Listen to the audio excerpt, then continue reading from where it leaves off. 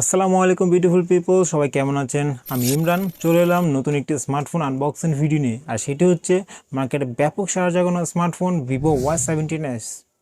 Video শুরু করার আগে একটা কথা বলতে চাই, যারা আমার চ্যানেল নতুন আছেন, যারা আমার চ্যানেলটিকে এখনও সাবস্ক্রাইব করেনি, সো প্লিজ সাবস্ক্রাইব করে আমার পাশে থাকবেন এবং পাশে থাকা বেল বাটনটি অন করে দিবেন, যাতে করে আমার ভিডিওর পরবর্তী নোটিফিকেশন আপনার কাছে চলে আসে।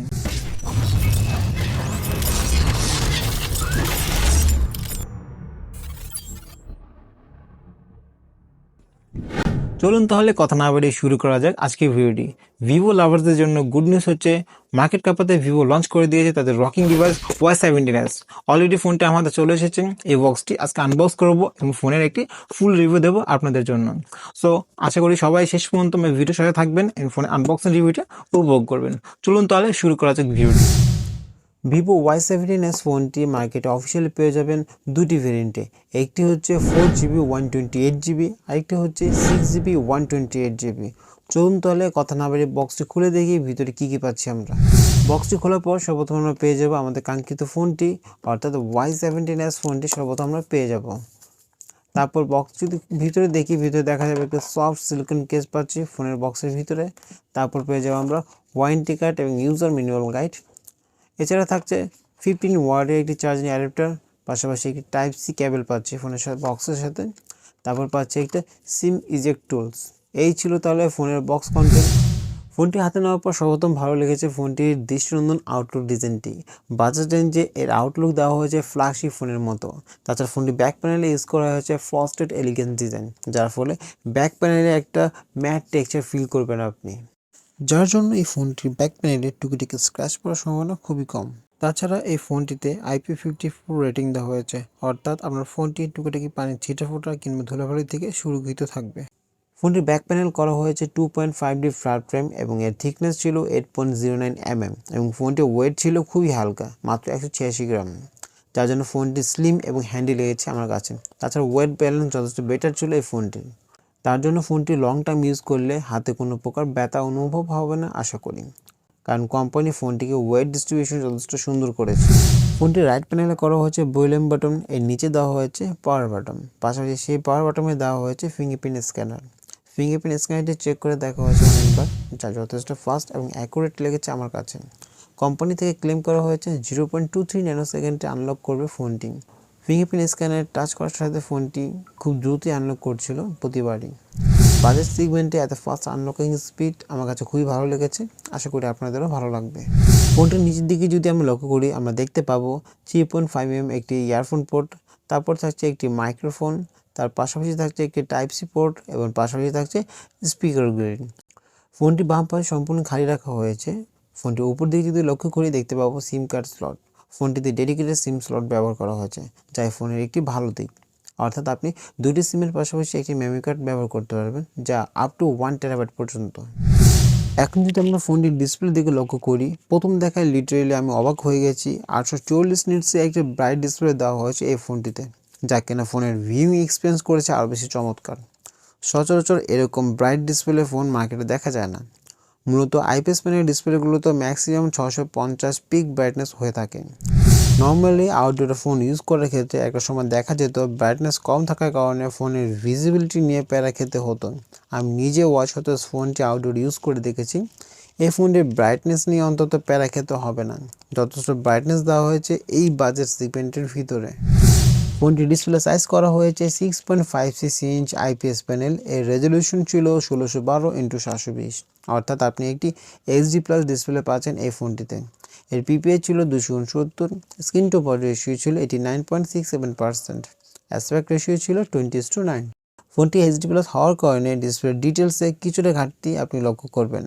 এই ফোনটি একটা জিনিস খেয়াল করে দেখেছি, ফোনটি এইচডি প্লাস হওয়া সত্ত্বেও ফোনটিতে যখন আমি ভিডিও প্লেব্যাক করেছি মোটামুটি ভালো ডিটেলস পেয়েছি এইচডি প্লাস ডিসপ্লে হওয়া সত্ত্বেও।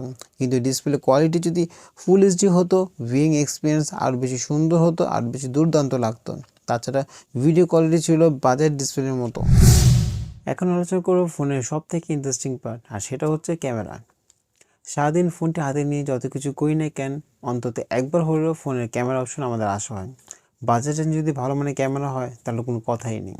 বাজেট কাস্টমারের কথা চিন্তা করে ভিভো তাদের Y17s এ রেয়ারে দিয়েছে 1.8 অ্যাপারচারযুক্ত 50 মেগাপিক্সেল মেন ক্যামেরা। এর নিচে দেওয়া হয়েছে 2.4 অ্যাপারচারযুক্ত 2 মেগাপিক্সেল একটি বোকে ক্যামেরা। তাছাড়া ফ্রন্টে দেওয়া হয়েছে 2.0 অ্যাপারচারযুক্ত 8 মেগাপিক্সেল সেলফি ক্যামেরা। বাজেট রেঞ্জে Y17s এর ক্যামেরা যথেষ্ট ভালো ছিল। বাজেট রেঞ্জে যতটুকু হওয়ার কথা ঠিক তেমনটাই দেওয়ার চেষ্টা করেছে Y17s ফোনটিতে। এই ফোনটি দিয়ে কিছু ছবি তোলা হয়েছিল। পিকচার কোয়ালিটি যথেষ্ট ভালো ছিল। বাজেট হিসাব করলে আপনাদের সুবিধার্থে পিকচার কোয়ালিটির একটা স্যাম্পল আপনাদের অলরেডি দিয়ে দিয়েছি, দেখতে পাচ্ছেন আপনারা। বাজেট রেঞ্জের কথা বিবেচনা করলে ফোনের ক্যামেরা কালার প্রোডাকশন যথেষ্ট বেটার ছিল। পিকচার কোয়ালিটি ওভার স্যাচুরেটেড করছিল না। অন অ্যাভারেজ ভালো রেজাল্ট দিচ্ছিল এই ফোনটি। একটা কথা আছে না, গুড় যত বেশি দিবেন তত বেশি মিষ্টি হবে, ঠিক তেমনই আপনার বাজেট যত ইনক্রিজ করবেন তত বেটার ক্যামেরা আপনি পাবেন।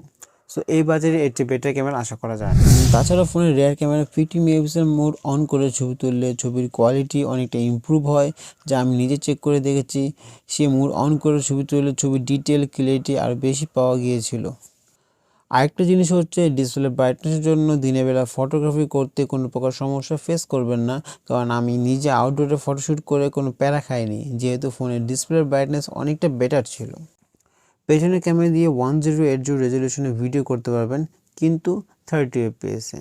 কোম্পানি এদিকে একটু ইমপ্রুভ করা দরকার ছিল, অর্থাৎ 1080 ভিডিও উইথ 60 fps হলে আরও বেটার হতো। সেক্ষেত্রে ভিডিও কোয়ালিটি অনেকটা স্টেবল হতো, অনেকটা ডিটেল হতো। যদি ফ্রন্ট ক্যামেরা চলে আসি, ফ্রন্ট ক্যামেরা মোটামুটি ভালো করতে পেরেছে এই প্রাইস সেগমেন্টে। 8 মেগাপিক্সেল ফ্রন্ট ক্যামেরা দিয়ে চমৎকার কিছু ছবি ক্যাপচার করা হয়েছে। এক কথা যদি বলতে চাই, বাজেট ফোন হিসেবে ক্যামেরা যথেষ্ট বেটার ছিল এই রেঞ্জে। প্রিভিয়াস সময়ের কথা বিবেচনা করে ভিভো এবার বেটার একটা সিপিইউ ব্যবহার করার চেষ্টা করেছে তাদের এই ফোনটিতে। ভিভো Y17s ফোনটিতে ইউজ করা হয়েছে মিডিয়াটেকের হেলিও G85, যার ক্লক স্পিড ছিল 2.0 গিগাহার্টজ। বর্তমানে বহুল জনপ্রিয় একটি চিপসেট হচ্ছে G85। বর্তমানে বিভিন্ন ব্র্যান্ড তাদের মিড বাজেটের ফোনগুলোতে G85 এর ব্যবহার করে আসছে। যারা মূলত টুকিটাকি গেমিং করেন বা মাল্টিটাস্কিং করার জন্য ফোন চাচ্ছেন, তারা চাইলে এই ফোনটি আপনার পছন্দ তালিকায় রাখতে পারেন, কারণ এই ফোনটিতে প্রসেসরটি যেটি ইউজ করা হয়েছে তাটি স্টেবল একটি পারফরমেন্স আপনাকে প্রোভাইড করবে। Y17s-এ অ্যান্টিটু বেঞ্চমার্ক স্কোর ছিল 2,66,770, গিগ বেঞ্চমার্ক ছিল সিঙ্গেল কোরে 414, মাল্টি কোরে স্কোর ছিল 1337। যারা মধ্যে গেমিং করতে পছন্দ করেন কিংবা মাল্টিটাস্কিং করতে পছন্দ করেন, তাদের মিড বাজেটের রেঞ্জে বেস্ট সিপি হবে G85। বাজেট হিসেবে বেস্ট পারফরমেন্স দিয়েছে এই সিপিইউটি। যারা মধ্যে মাল্টিটাস্কিং, গেমিং কিংবা রাফ ইউজ করার জন্য ফোন নিতে চাচ্ছেন, তাদের পছন্দের তালিকায় এই ফোনটি রাখতে পারেন। ফোনটির ব্যাকগ্রাউন্ডে অনেকগুলো অ্যাপস রেখে ফোনটি আমি অপারেট করে দেখেছি, কোনো প্রকার ল্যাগ স্লো দেখা পাইনি আমি। রাফ অ্যান্ড টাফ ইউজ করা হয়েছে ফোনটিকে, কোনো স্লো ল্যাগ দেখা পাইনি। তাছাড়া ভিভো Y17s ফোনটিতে রান করছে অ্যান্ড্রয়েড ভার্সন 13 এবং ফান্টাস ওএস ভার্সন 13। ফান্টাস হচ্ছে ভিভো একটি নিজস্ব ওএস, যা যথেষ্ট ফাস্ট, অপটিমাইজ এবং লাইট ওয়েস ছিল। তাছাড়া আমার দেখার মতো ভিভো ওএস অনেকটা রিলেবল, লং টাইম ইউজ করার ক্ষেত্রে কোনো রকম সমস্যা হবে না আশা করি। ফোনটি দুটি ভেরিয়েন্টে কালার করা হয়েছে, একটি হচ্ছে ফরেস্ট গ্রিন, যেটা এই মুহূর্তে আমার হাতে দেখতে পাচ্ছেন আপনারা, অপরটি হচ্ছে গ্লিটার পার্পল। আর প্রতিবারের মতোই ভিভো তাদের ফোনগুলোর আউটলুকের ক্ষেত্রে কোনো রকম কমতি রাখেনি, এবারও তাদের দুটি ভিন্ন চমৎকার কালার দেওয়ার চেষ্টা করেছে। Y17 ফরেস্ট গ্রিন কালারটা আমার কাছে খুবই প্রিমিয়াম লেগেছে পার্সোনালি। একটা ফোন মার্কেটে লঞ্চ করার পর ফোনটির ভালো দিক এবং খারাপ দিক দুটি কিন্তু আমরা দেখতে পাই। কোনো ফোনই কিন্তু শতভাগ ভালো দিক হতে পারে না, আবার শতভাগ খারাপ দিকও হতে পারে না। তাছাড়া আমি ব্যক্তিগতভাবে আমার যেগুলো জিনিস ভালো লেগেছে এবং যেগুলো জিনিস খারাপ লেগেছে সেগুলো আমি আপনার সাথে শেয়ার করতে পারি। ভিভো Y17 ফোনটিতে প্রথমত ডিসপ্লে রেজলিউশন ফুল এইচডি হওয়া দরকার ছিল, যেটা দেওয়া হয়নি।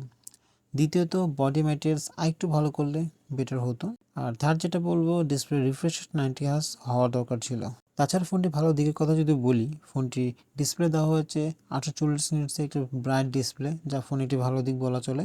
তাছাড়া ফোনটি IP54 ওয়াটার এবং ডাস্ট রেজিস্ট্যান্ট দেওয়া হয়েছে। মিড বাজেট সেগমেন্ট হিসেবে ক্যামেরা ছিল চমৎকার, 50 মেগাপিক্সেল একটি পোর্ট্রেট ক্যামেরা পাচ্ছে আমরা ফোনটিতে। তাছাড়া ফোনটিতে চিপসেট হিসেবে পাচ্ছে G85-এর একটি স্টেবল একটি চিপসেট। সর্বশেষে বলতে চাই, এই ফোনটি দুটি ভেরিয়েন্টে পাওয়া যাবে, একটি হচ্ছে 4GB 128GB ভেরিয়েন্ট, আর একটি হচ্ছে 6GB 128GB ভেরিয়েন্ট। র্যাম রোমের কম্বিনেশন খুবই ভালো ছিল এই ফোনটি এই বাজেট হিসেব করলে।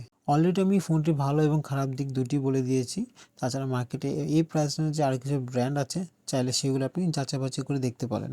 এই ছিল তাহলে আমার আজকের ভিডিওটি, আশা করি সবার ভালো লেগেছে। আর কেমন লাগলো সেটা অবশ্যই কমেন্টে জানাবেন। যদি কোনো ভুল ত্রুটি হয়ে থাকে আমাকে মাফ করবেন।